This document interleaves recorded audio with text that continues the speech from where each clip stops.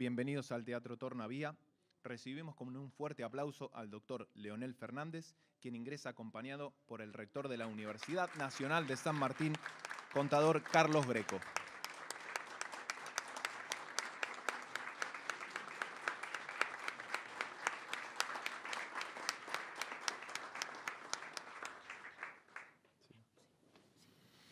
El rector de la Universidad Nacional de San Martín, Carlos Greco, le da la bienvenida a la ceremonia de entrega del título de doctor honoris causa al expresidente de la República Dominicana, Leonel Fernández.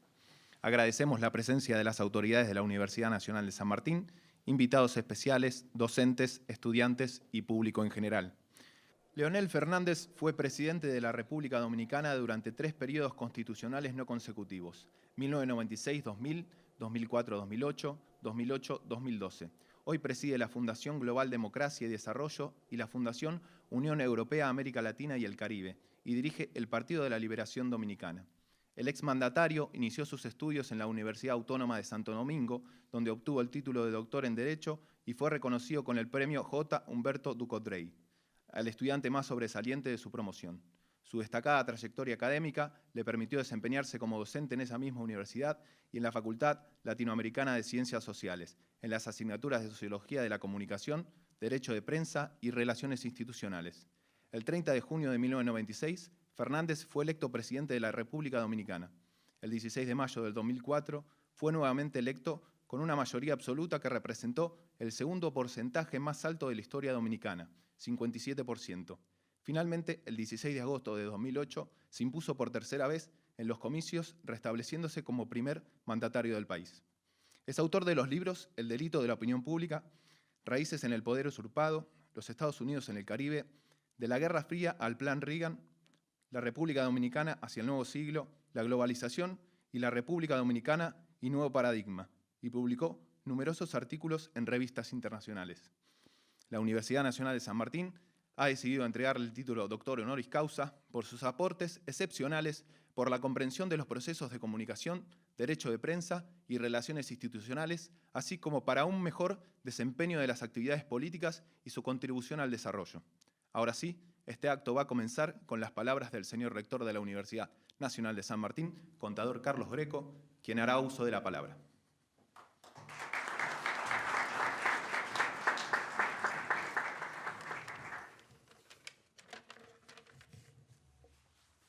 Buenas tardes a todos, muy bienvenidos. Aquellos que hoy nos visitan por primera vez, sientan esta casa como propia. La abrimos para que puedan compartir con nosotros este momento, a nuestros profesores, a nuestras autoridades, en este momento tan especial para nosotros que es el otorgamiento de un título de doctor honoris causa, la mayor distinción que esta universidad otorga a personas destacadas de la ciencia, del conocimiento, de las producciones artísticas, aquellos que para nosotros son mentores y faros de nuestros deseos y de nuestras ambiciones. Como habrán visto en este corto video institucional, sepan que lo estamos ajustando porque está un poco carente de algunas expresiones de todas las actividades que hace la universidad, pero ya lo vamos a completar porque veo algunas miradas inquisidoras. Pero ya lo vamos a completar. Pero bueno, es representativo de la que nosotros llamamos la caracterización de la universidad. Una universidad que está comprometida con el rendimiento de sus estudiantes. Tenemos programas dedicados a que día a día, con el trabajo de nuestros profesores, con los espacios áulicos, con la disposición del personal de administración y servicios, cada vez prosperen en sus estudios. Una universidad que está fuertemente basada en la investigación básica y la investigación aplicada en el desarrollo tecnológico y en la innovación. Es una característica muy fuerte también de nuestra institución, pues está muy atenta a generar espacios de desarrollo junto con empresas y junto con las necesidades que la demanda le va planteando y sobre la base de una investigación básica muy sólida. Esas actividades se complementan con una fuerte orientación a la justicia social. Sabemos que la universidad está enclavada en una región difícil, castigada, pero que no debemos desatender. Tiene una larga tradición de actividad industrial, pero también una larga tradición de postergación, y nosotros como institución pública asumimos el compromiso de colaborar en la justicia social, en generar mayor equidad, en generar mayor promoción. ¿Por qué? Sabemos que la educación es un proceso de transformación, un proceso de crecimiento, un proceso que genera alternativas tanto individuales como sociales en beneficio del desarrollo del país. ¿Por qué también tenemos una larga tradición en el otorgamiento de doctorados honoris causa? Porque creemos que en ese reconocimiento que hace la institución a personas destacadas, lo que hace también es generar una señal, generar un estímulo, generar un faro donde nuestros profesores puedan sentirlo como una imagen en la cual reflejarse. Estos líderes, estos representantes de esos grandes espacios de saber y experiencia son para nosotros maestros de maestros. Y hoy día, en la persona de Leonel Fernández, estamos reconociendo a una persona que ha sabido conciliar el conocimiento y la experiencia, el saber y el trabajo, la investigación y la aplicación de esa investigación. Conversábamos hace un rato que son pocas las experiencias en las que uno puede verificar que un político destacado además es un gran académico. Esos espacios donde uno puede desplegar su conocimiento en la vocación del trabajo profesional académico que se ha despertado tempranamente esa vocación. Por eso es que para nosotros, tanto los profesionales, los académicos, los científicos, como los estudiantes, tienen que tener más que nada una esperanza, un sueño, de que el conocimiento es transformación, de que el conocimiento es crecimiento. ¿Cuál es el principal recurso de los países? Ya no es más el petróleo, la minería, la agricultura, es el conocimiento. La gran capacidad de crecimiento y desarrollo de un país es el conocimiento, desde las personas hacia la sociedad en su conjunto. Y nuestros estudiantes tienen que tener en ese faro, en esa iluminación, en esa experiencia de vida que tienen estos, lo que nosotros denominamos nuestros doctores honoris causa, la posibilidad y la expectativa de poder llegar a ser como ellos. Nosotros también tenemos esa expectativa. Por eso tenemos esta larga tradición, esta larga vocación por buscar los mejores, esos ejemplos, esos que nos marcan el camino y esos que muestran que se puede lograr con esfuerzo, con dedicación y que además lo hacen aquellos que han logrado ese cenit, lo hacen por la vocación de servicio al prójimo. Por eso, en particular, queremos que nuestros estudiantes que participan en estos espacios, junto con nuestros profesores, sepan que es posible, sepan que ese esfuerzo diario tiene como recompensa el ser reconocidos como personas de bien, en la búsqueda cotidiana de la verdad y la justicia. Así que lo que quiero hacer en este preciso momento es agradecer profundamente al doctor Leonel Fernández que haya aceptado este reconocimiento. Para nosotros es un honor, porque además nuevamente se transforma en una expectativa de que nuestros estudiantes trabajen y se formen en la verdad y en la justicia. Muchas gracias. Agradecemos las palabras del rector Carlos Greco. Llamamos a continuación al doctor Marcelo Cavarossi, quien impartirá la laudatio. Marcelo Cavarossi es especialista en política comparada de América Latina y en la relación entre capitalismo y democracia. Es investigador de la Escuela de Política y Gobierno de la UNSAM, de la que fue decano.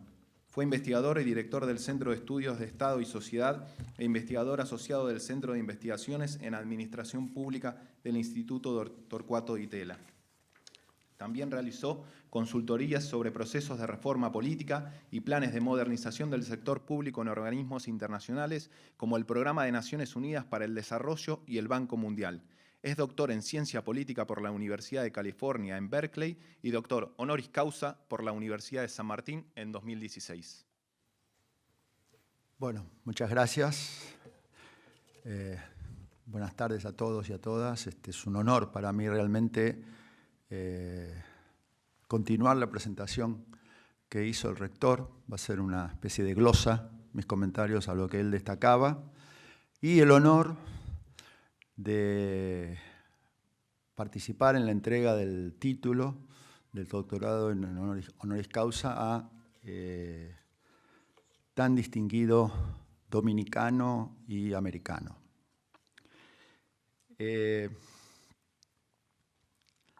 ¿Por qué creo yo que la Universidad de San Martín se une a otras universidades del mundo que han ya otorgado este título al doctor Fernández, entre ellas la Sorbona, la Universidad de Massachusetts, la Universidad de Santiago de Chile y otras más. Yo creo que hay 3 razones, y estas 3 razones las voy a describir brevemente para terminar con una invitación que quiero hacerle al doctor Fernández y que ya de alguna manera estaba siendo adelantada por el rector.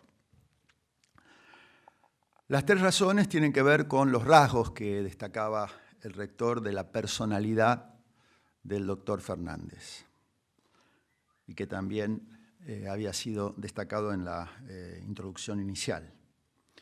Se trata de una personalidad que combina muy excepcionalmente 3 dimensiones, 3 atributos, en los cuales en cada uno de ellos ha sido notable su carrera.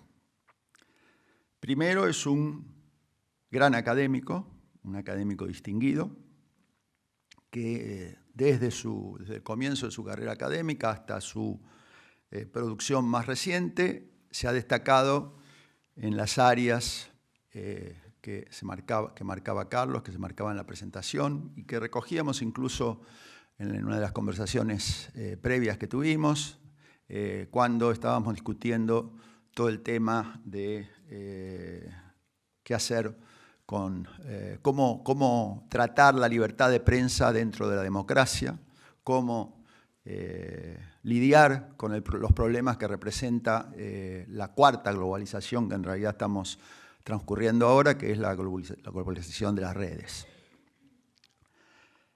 Segunda dimensión es la dimensión de constructor de instituciones. Es uno de los, que yo recuerde, ¿no?, que yo pueda así señalar, es uno de los 2 políticos latinoamericanos que efectivamente, como resultado de su paso por la presidencia, dejan como legado un centro de pensamiento, la Funglode, que es una institución ya reconocida a nivel mundial. Después voy a volver un poquito sobre el tema de Funglode y qué representa también el nombre Funglode, que es global, democracia y desarrollo, ¿no? Está fundido esos 3 términos en la palabra. Y la tercera dimensión, que mencionaba Carlos también, la de un político de valores y con valores, porque políticos hay muchos, ¿no?, como todos sabemos, como hay académicos muchos, pero la trayectoria de Leonel muestra una trayectoria excepcional en un país muy especial, que para los que no son dominicanos quiero marcar algunos rasgos, porque esos rasgos tienen mucho que ver con la trayectoria y la actualidad de Leonel Fernández. Como decían en la presentación, su primer periodo presidencial fue de 1996 al 2000. O sea, cerró el siglo XX dominicano. Pero el siglo XX dominicano fue marcado por 2 personalidades muy fuertes. La primera, una personalidad siniestra, que fue la de Trujillo.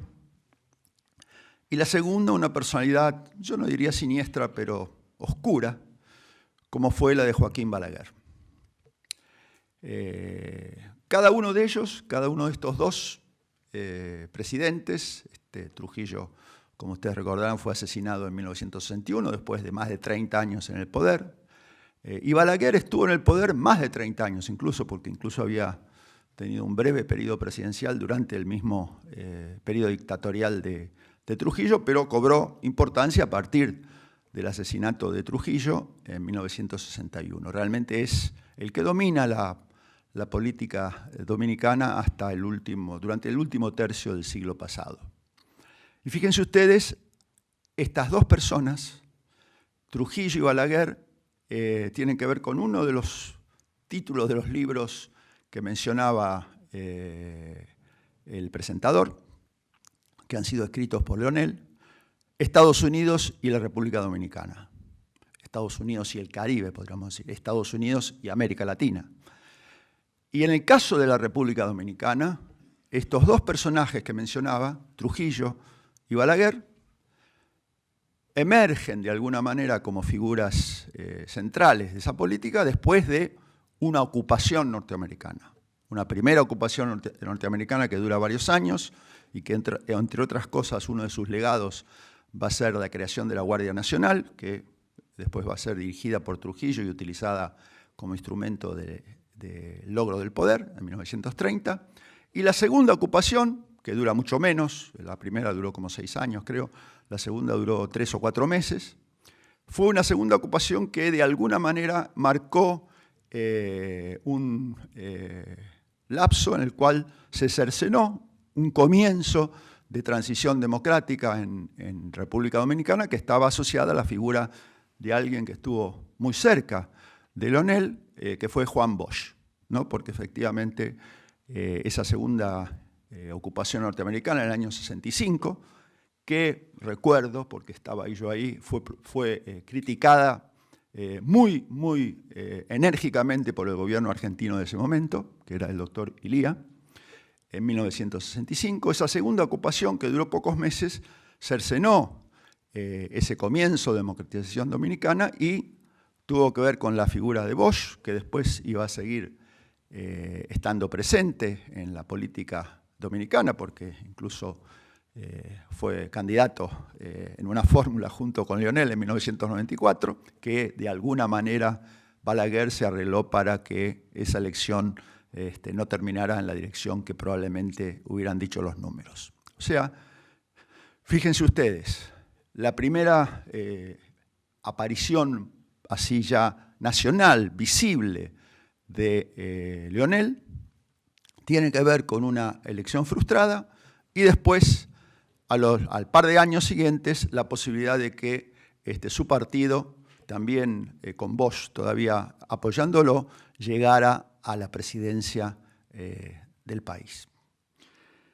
Bueno, creo yo que en ese sentido, a pesar de que en la literatura no se lo considera ese evento del 96 como una transición democrática, porque efectivamente venía después de otra serie de elecciones que se habían venido dando desde la década del 60 en República Dominicana, esa es la verdadera transición democrática en la República Dominicana y Leonel fue el protagonista central de esa transición y de alguna manera, acá no es un juicio sino una sensación, creo que algo tiene que ver ese rol que tuvo Leonel en ese momento con la centralidad, la admiración que despierta en buena parte de la población dominicana, que lo elige 2 veces presidente a principios del siglo XXI y que ahora todavía posiblemente tenga que ver con la continuidad de la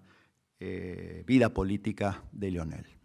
Pero digo, creo que esta mención que quiero hacer muy brevemente es simplemente para destacar que estamos acá con un político que es un artífice central de un proceso de transición democrática en un país en el cual la democracia había estado completamente fuera de su historia durante todo el siglo XX. Y ahí eso algo tenía que ver con esas intervenciones que había mencionado de una potencia extranjera en la política dominicana. Entonces, un político de valores, y creo que la UNSAM está premiando, además de lo académico, ese valor político de Leonel. Y finalmente, el rol de constructor de instituciones. Constructor de instituciones, fíjense ustedes, yo mencionaba recién Funglode, Fundación Global de Desarrollo y Democracia. Estar en este momento estudiando, analizando y propiciando prácticas y análisis que tengan que ver con esos dos problemas, en un mundo que es cada vez más global, y precisamente por ser cada vez más global, en algún sentido, en un nuevo sentido, hace más difícil ambos términos que están contenidos dentro del término Funglode.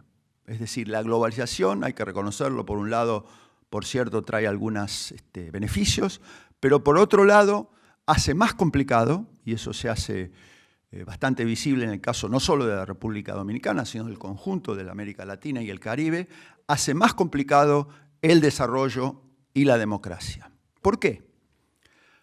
No porque no haya desarrollo, sino porque, como sabemos, el tipo de desarrollo de las últimas décadas, cuando se da, es un desarrollo que de alguna manera despliega detrás de sí una potencia adversa, que es la desigualdad y la segmentación social. Y lo mismo pasa con la democracia y su potencia adversa, ¿no? La potencia adversa es una imagen maravillosa de Claude Lefort, no es una imagen mía. ¿Cuál es la potencia adversa de nuestras democracias? No es el riesgo de que vuelva un Trujillo, una dictadura militar como la que sufrió la Argentina, ya ese riesgo afortunadamente ha sido dejado atrás. Pero hay riesgos también muy graves en nuestras democracias, dos en particular. Por un lado, el riesgo de su irrelevancia, que la democracia se convierta en un mecanismo en el cual efectivamente se vote, se celebren los rituales de la democracia, pero que efectivamente después de que se ejerce ese derecho, que se ejercen esos votos, buena parte de nuestras poblaciones se encuentran con que no les interesa eso, no les afecta su vida cotidiana o les afecta en muy poca medida. Bueno, ese es un riesgo que ciertamente es preocupación de todos los demócratas y todos los políticos democráticos con valores y los académicos de nuestros países. Y el segundo riesgo, que lo estábamos precisamente también conversando en nuestro encuentro previo, es el riesgo del faccionalismo político. Es decir, que hay instituciones aparentemente destinadas a unir, destinadas a fomentar la participación, pero que esas mismas instituciones, en vez de unir y fomentar la participación, lo que hacen es fomentar el conflicto y fomentar la desunión.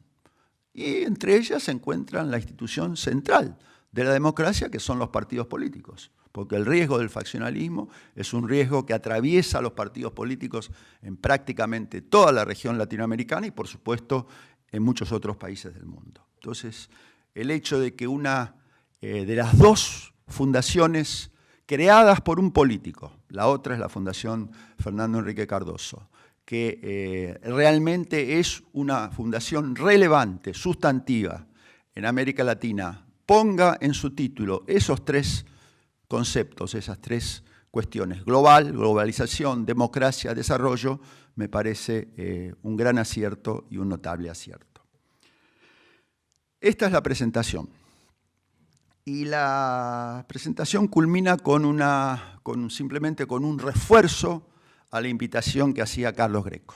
Un refuerzo que le hacía a Leonel, que de alguna manera ya empezó a materializarse hace media hora atrás, cuando la Universidad de San Martín y Funglode firmaron un convenio de cooperación, que es una invitación a que Leonel nos habite en la UNSAM y en la Argentina.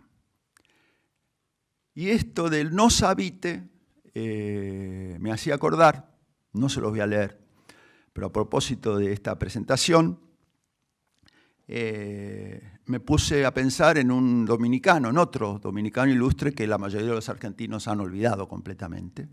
Muchos de ellos ni siquiera saben de quién se trata, y que transitó por la vida universitaria argentina también, Pedro Enrique Sureña, ¿no es cierto? Un dominicano ilustre, un intelectual maravilloso, que recomiendo a todos que lo lean, porque sus visiones acerca de la utopía americana, la utopía latinoamericana, son visiones preclaras. Él murió, lo dice en este libro, que se llama Obra Crítica de Enrique Sureña, lo dice en el prólogo de este libro un señor bastante conocido que se llamaba Jorge Luis Borges, porque en el prólogo a este libro de Ureña, Jorge Luis Borges se acuerda de sus conversaciones con Pedro Enríquez Ureña, se acuerda que conversaban acerca de la muerte y se acuerdan de que conversaban acerca de evitar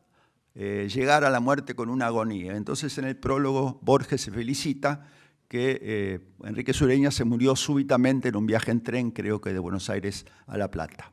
Bueno, este recuerdo no tiene nada que ver con pensar que la muerte está acá, sino la vida, ¿no es cierto? La vida, y que efectivamente, así como nos habitó muchos años Enríquez Ureña acá en la Argentina, este paso de Leonel Fernández por la UNSAM y por Buenos Aires y por San Martín no sea simplemente un paso más, ya ha dado varios, sino sea un episodio más en una larga continuidad en los cuales seguiremos compartiendo los valores que traté de evocar en mi presentación acerca de tan ilustre figura. Gracias.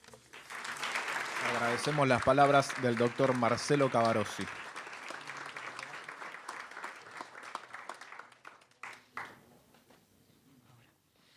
Invitamos al contador Carlos Greco y al doctor Leonel Fernández a subir al escenario. Leonel Fernández recibirá de manos del señor rector el diploma de doctor honoris causa de la Universidad Nacional de San Martín y el distintivo de esta Casa de Altos Estudios.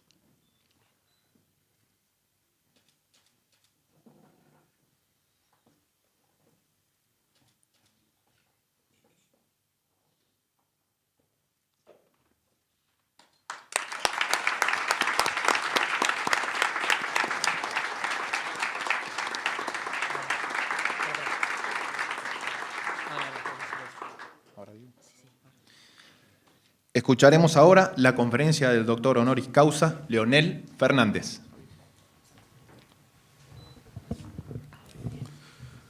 Señor magnífico rector de la Universidad Nacional de San Martín, don Carlos Greco, distinguidas autoridades de esta prestigiosa universidad, señor embajador de la República Dominicana en Argentina, don César Pina Toribio, su distinguida esposa, su primera dama, gracias por su presencia, así como todo el personal de la embajada que está aquí con nosotros y parte de la comunidad dominicana que también nos honra con su presencia. Quisiera también un saludo especial a mi viejo amigo don Jorge Tayana, ex canciller de la República de Argentina y diría acompañante de muchos encuentros internacionales que hemos compartido. Pues yo quisiera empezar por testimoniar mi gratitud a las amables palabras de don Marcelo Cavarossi, que siempre ha sido una figura de referencia obligada para todos los académicos del área de las ciencias sociales en la República Dominicana. Era yo aún, don Marcelo, estudiante universitario, cuando ya leíamos sus textos sobre temas de autoritarismo y democracia en la República Dominicana, y algunos de sus trabajos me sirvieron de referencia a las cátedras que impartía en la Facultad Latinoamericana de Ciencias Sociales. De manera que, aunque usted ha estado físicamente en Argentina, se le quiere demasiado en la República Dominicana. Muchas gracias realmente por sus palabras tan inspiradoras. Y por supuesto, al estar aquí con ustedes en este acto, digamos, de tanta distinción, como un doctorado honoris causa por una universidad de la trascendencia y el reconocimiento internacional de esta Universidad Nacional de San Martín, yo quisiera compartir con ustedes un episodio de la historia dominicana del siglo XX que me vino a cuentas al ver aquí a la bandera de Argentina y la bandera de la República Dominicana juntas. Y se refiere justamente a un episodio al que hacía referencia de alguna manera don Marcelo en su intervención. Resulta que en efecto la República Dominicana fue ocupada militarmente en el año 1916 hasta el 1924 por tropas militares norteamericanas. En el 1916 fue electo presidente de la República Dominicana por disposición del Congreso Nacional Francisco Enríquez y Carvajal, el padre de Pedro Enríquez Ureña, esposo de Salomé Ureña de Enríquez, la más grande poetisa de la historia literaria de la República Dominicana. Don Francisco Enríquez y Carvajal no asumió la presidencia plenamente porque le exigían una serie de condiciones que él entendía muy válidamente que disminuían su estatura de patriota dominicano y por tanto se consumó plenamente la ocupación militar. Pero el episodio al que quiero referirme tiene que ver con el hecho de que en el 1919 murió en Uruguay el poeta mexicano Amado Nervo, que se dice era la voz poética más potente de América después de la muerte de Rubén Darío. Y al fallecer Amado Nervo, que estaba en Uruguay como encargado de la delegación diplomática mexicana, el presidente uruguayo ordenó su traslado de su cuerpo, de su cadáver, a Puerto Veracruz, en México. Y efectivamente se iba a emprender esa entrega del cadáver del poeta Amado Nervo, cuando entonces aquí en Argentina el presidente Hipólito Yrigoyen ordenó que un crucero argentino, el crucero 9 de Julio, acompañase a las autoridades de Uruguay en la entrega de ese cadáver. Y efectivamente así se hizo protocolarmente. Pero en el retorno hacia la Argentina, el presidente Hipólito Yrigoyen le solicitó al capitán del crucero, un nombre que se ha perdido en los tiempos de la historia, pero que sería bueno recordar en estos momentos, el capitán Francisco Antonio de la Fuente. El presidente Hipólito Yrigoyen le ordenó que llegase a la República Dominicana. Y efectivamente navegaba a aguas del Caribe y llegó hasta las costas de la República Dominicana. Y cuando vio que en la fortaleza Osama, que da entrada al puerto de Santo Domingo, no estaba izada la bandera dominicana, no cumplió con el protocolo de saludar la bandera que estaba en su lugar, que era la bandera de los Estados Unidos, la bandera del ejército de ocupación. Los norteamericanos se sorprendieron de que no había saludado la bandera de los Estados Unidos y el presidente Yrigoyen entonces le ordenó que izase la bandera dominicana en el palo mayor de la nave y que entonces saludara la bandera dominicana con 21 cañonazos de salva. Así se hizo y por eso me impresionó tanto ver la bandera dominicana al lado de la bandera argentina en el día de hoy.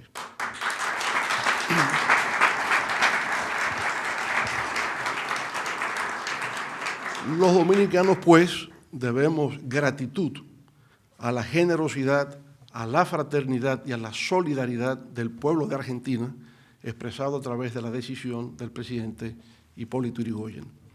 Y lo segundo, por supuesto, es algo a lo que ha hecho referencia Marcelo, la presencia en tierra argentina de Pedro Enríquez Ureña, uno de los más grandes humanistas que ha dado América Latina en toda su historia, de los más prolíficos y destacados intelectuales, sobre todo en el campo de la filología y el ensayo literario.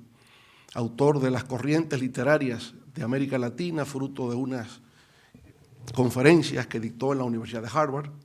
Había sido egresado de la Universidad de Minnesota, estuvo en México muchos años, amigo de José Vasconcelos, contribuyó a la organización del sistema educativo en la Ciudad de México, estuvo en Cuba, donde también publicó conjuntamente con sus hermanos Max Enríquez Ureña y Camila Enríquez Ureña, quien fue profesora durante muchos años de la Universidad de La Habana, de manera que era una familia muy destacada y Pedro Enríquez Ureña, por supuesto, el más conocido y el más prolífico de todos. Sus últimos 20 años de vida los pasó aquí, en la Argentina, pero fue una figura que no fue reconocida en su tiempo, y de eso se quejaba Jorge Luis Borges, de que ni siquiera logró ocupar una cátedra en una universidad de Argentina, siempre fue profesor de escuela secundaria en La Plata. Y cada tarde viajaba en tren desde la estación Constitución hasta La Plata, hasta que un día, como usted bien lo ha recordado, llegaba el tren para cumplir con sus deberes académicos diarios y de repente se desplomó. Cuando se iba a sentar se desplomó. Había experimentado un infarto y tuvo una muerte súbita y de repente Pedro Enríquez Ureña nos había abandonado en este mundo.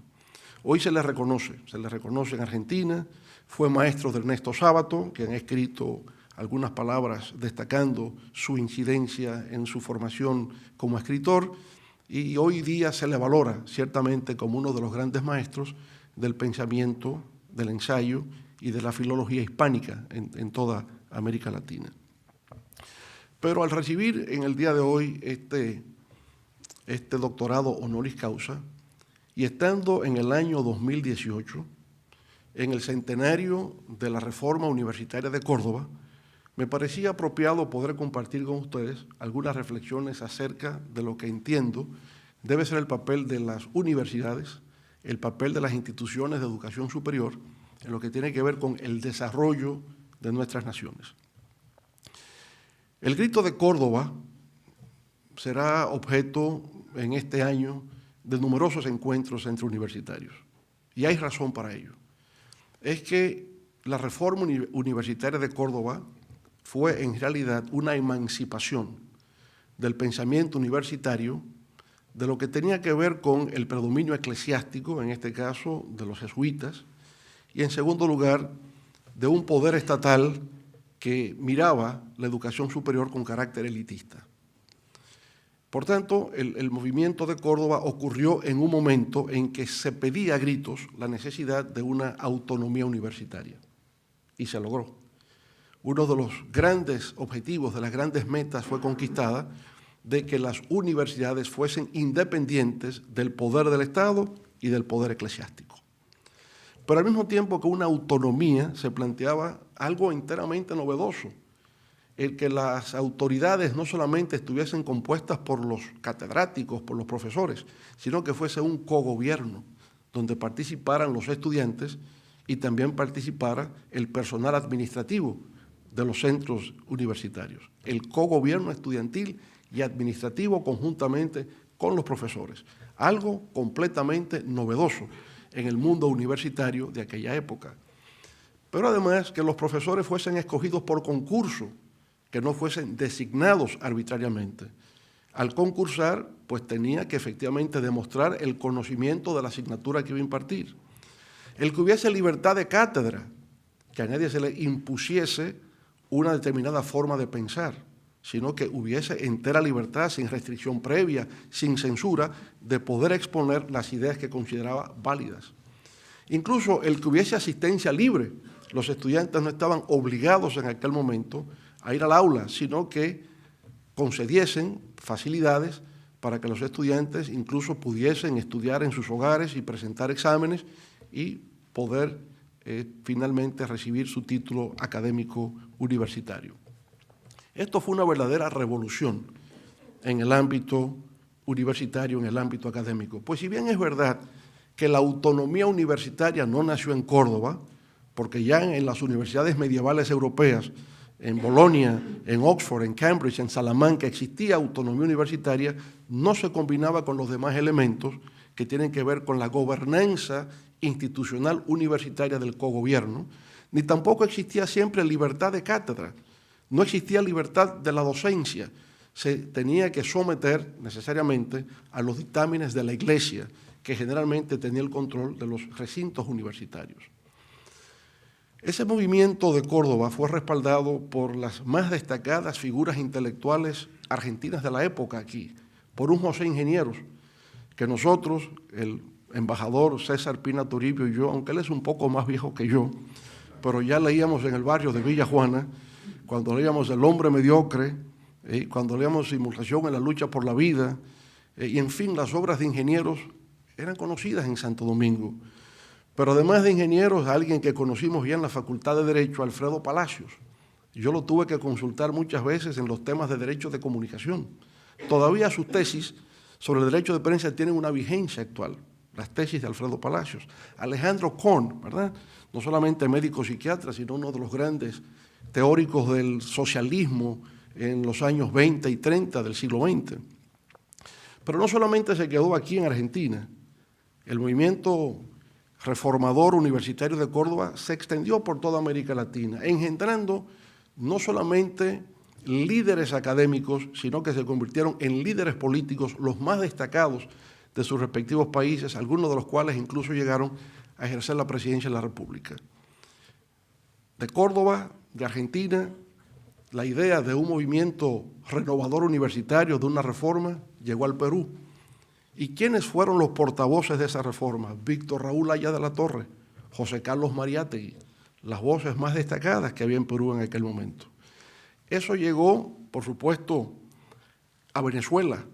¿Y quiénes planteaban la reforma universitaria en Venezuela? Rómulo Betancourt, que se inició en la vida política justamente como dirigente estudiantil. Ahí estuvo Raúl Leoni, que también llegó a ser presidente de Venezuela, dirigente estudiantil en aquel momento. Ahí estaba Jovito Villalba, no llegó a la presidencia, pero se le reconoce como una de las figuras más destacadas en la política democrática venezolana post-dictadura de Marcos Pérez Jiménez. En Colombia, ¿cómo no recordar la participación de don Germán Arciniegas en la lucha por la reforma universitaria también en Colombia? De manera que esa reforma de Córdoba concitó el apoyo de las más destacadas figuras intelectuales que van desde los años 20 hasta los años 50 en toda América Latina y el Caribe. Por supuesto, un siglo después ha llegado el momento de reflexionar y valorar lo que fue esa reforma universitaria, sus luces y sus sombras, sus fortalezas y debilidades, y cómo mirar hacia adelante lo que debe ser el rol de las universidades. No cabe duda de que la idea de autonomía universitaria, cogobierno estudiantil, extensión universitaria, investigación para el desarrollo, nueva gobernanza institucional, todo eso ha quedado, y ha quedado para bien. Y durante mucho tiempo, cuando prevalecía en Argentina la dictadura, y en Chile la dictadura, y en Venezuela la dictadura, y en República Dominicana la dictadura, las universidades no solamente fueron centros de enseñanza y de investigación, sino el refugio del movimiento progresista latinoamericano. Y así fue. Pero ahora, en una etapa posguerra fría, en una etapa en que estamos en democracia, en que ejercemos la libertad, en que aspiramos a la justicia social, ya las universidades no deben seguir siendo refugio ideológico de movimientos políticos. Creemos que ha llegado el momento de que las universidades sean el centro de producción y difusión del conocimiento que permita la transformación económica, social, científica, tecnológica de nuestras sociedades. Y en eso estamos en estos momentos, en una etapa en que, no cabe dudas, ha habido, sobre todo, empezando este siglo XXI, una profunda transformación de la universidad latinoamericana. De acuerdo con un estudio reciente publicado por el Banco Mundial, en el año 2000, la matriculación universitaria alcanzaba tan solo al 21% de jóvenes entre 18 y 35 años de edad. 21% hace 18 años. En la actualidad, la matriculación universitaria latinoamericana llega al 45%, de 21% a un 45% en tan solo 18 años, significa que ha habido realmente una transformación en términos de acceso a la oportunidad de educación superior en toda América Latina. Tenemos en la región en estos momentos 20 millones de estudiantes universitarios en América Latina, que representa aproximadamente el 10% de la población estudiantil mundial. En todas partes ha habido una masificación de la educación superior, no solo América Latina, lo ha habido en Europa, lo ha habido en Estados Unidos, lo ha habido en Asia sobre todo, ese incremento, pero nosotros vamos en una dirección adecuada. Conforme ese mismo estudio del Banco Mundial, actualmente hay 10.000 instituciones de educación superior en América Latina y el Caribe y 60.000 programas de oferta de educación. De manera que oportunidades hay. Y cuando hablo con el rector, don Carlos Greco, esta tarde, de cómo acceden los estudiantes argentinos a esta universidad, me dice que gratuitamente. Y tener una universidad de calidad y que sea gratuita es algo que nunca habíamos tenido en toda la historia cultural, educativa o científica de América Latina. De manera que es un gran ejemplo a seguir. Pero si bien tenemos estos logros, tenemos algunas carencias. Y cuando miramos los rankings universitarios, eso nos invita a una inevitable reflexión. De las principales 10 universidades del mundo, 7 son norteamericanas, 2 son británicas y 1 es alemana. Lo que nos indica eso es que en el momento actual hay un predominio de la civilización anglosajona. El mundo norteamericano, el mundo británico está dominando en ciencia y tecnología, en el mundo académico, en las artes, en todo. Nosotros, los hispanoparlantes, estamos en un rango medio, al igual que la francofonía. Las primeras universidades importantes españolas aparecen después de la número 80 o 90. En el ámbito específico de América Latina, de las 10 primeras, 6 son brasileñas, 2 son chilenas, 1 colombiana y hay 1 argentina, que en estos momentos no voy a mencionar. Eso de los rankings, aunque sé que hay, digamos, una reflexión crítica acerca de su validez, no es menos cierto que nos dan una cierta referencia de cómo las cosas están situadas y nos estimulan a mejorar, a perfeccionar nuestros sistemas educativos. Si los rankings no nos ayudan o quizás no queremos asumir los rankings como forma de ver dónde estamos posicionados como universidades, es importante ver el número de investigadores en función del millón de personas. América Latina solamente supera a África en lo que tiene que ver con número de investigadores con respecto a 1 millón de personas. En cuanto a patentes registradas por universidades, solamente un 2% de la producción mundial de registro de patentes tenemos en América Latina. Por tanto, hay mucho que hacer en ciencia, tecnología e innovación, en registro de patentes, en el tránsito a esa sociedad del conocimiento, donde, como decía el rector, don Carlos Greco, lo que vale ya no es el petróleo, lo que vale no es la riqueza que está en el subsuelo, lo que vale es el conocimiento. Pero en esa sociedad del conocimiento, el conocimiento se mide por el número de patentes que se registran, por las investigaciones que se realicen, por la aplicabilidad de esas investigaciones y por el impacto que tienen en el crecimiento económico y en el desarrollo de los pueblos. En ese sentido, no cabe dudas de que las universidades están destinadas a jugar un rol de relevancia en el futuro desarrollo de nuestros pueblos como nunca antes había ocurrido. Nunca antes como ahora las universidades han tenido tanta importancia, los centros de investigación.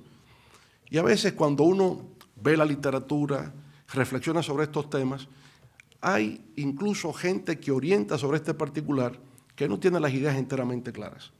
Por ejemplo, en Estados Unidos, donde están las principales universidades del mundo actualmente, se ha planteado en los últimos tiempos de que la filosofía educativa que debe predominar le llaman STEM, por su versión en inglés, Science, Technology, Engineering and Math, es decir, ciencia, tecnología, ingeniería y matemáticas. Y tiene mucho que ver con eso de la 4ª revolución industrial, la robótica, la inteligencia artificial, el Internet de las cosas, en fin, todo este mundo moderno, tecnológico, hipertecnológico que conocemos en la revolución digital. Pero si uno se pone a meditar ciertamente con esa propuesta académica de que lo que va es el STEM, obviamente que uno nota debilidades, porque si tiene validez aquel planteamiento de las inteligencias múltiples, no todo el mundo va a ser científico, no todo el mundo va a ser un tecnólogo, sino que algunos tendrán vocación por las artes, otros tendrán inclinación por las ciencias sociales, por las humanidades, y por tanto en todo proyecto educativo se necesita el equilibrio. Necesitamos ingenieros, pero no podemos prescindir de los poetas. Necesitamos artistas, necesitamos gente que tengan el pensamiento crítico, reflexionar sobre la sociedad. Filósofos en el siglo XXI, se necesitan filósofos que puedan pensar, que puedan mirar hacia adelante y que puedan formular propuestas de cómo proseguir con los proyectos de transformación social que requieren nuestros pueblos. Al recorrer el campus universitario aquí hoy, en esta Universidad Nacional de San Martín del Libertador, San Martín, que lleva ese título justamente como Simón Bolívar, he visto que hay al mismo tiempo una facultad de ciencias sociales, ciencias políticas, escuela de gobierno, pero que al frente le queda un instituto de investigación de biotecnología y que más adelante hay un centro de nanotecnología y de producción de materiales para fabricación de satélites. Y hacemos ese recorrido y entonces hay una facultad de economía y una facultad de humanidades donde se enseña educación y técnicas pedagógicas, y me digo, esa es la universidad del futuro, la que sabe combinar la ciencia, la tecnología, con las artes, la escuela de danza que hay acá y que vimos en el video. El saber combinar todo eso es lo que hace que se tenga una universidad moderna del siglo XXI. Si yo fuese joven, mi gran aspiración sería que me dejasen ser estudiante en la Universidad Nacional de San Martín. Sería para mí una ambición realmente, una gran ilusión, pero como no puedo revertir el pasado, tengo que conformarme con que me den un doctorado honoris causa. Entonces, yo les agradezco inmensamente que hayan tenido para conmigo esa generosidad de honrarnos en el día de hoy con este doctorado honoris causa, y que yo entiendo es el prólogo de colaboraciones entre nosotros, la Fundación Global, el Instituto Global de Altos Estudios, porque necesitamos que Argentina y el Cono Sur estén en el Caribe, y que el Caribe sea estudiado y sea reconocido en el Cono Sur y en Argentina. Dicho todo esto, señor rector, distinguidas autoridades, muchas gracias por este magnífico evento, por este reconocimiento, del cual espero estar a la altura de las expectativas que ustedes han creado con respecto a mi persona. Muchas gracias y buenas tardes.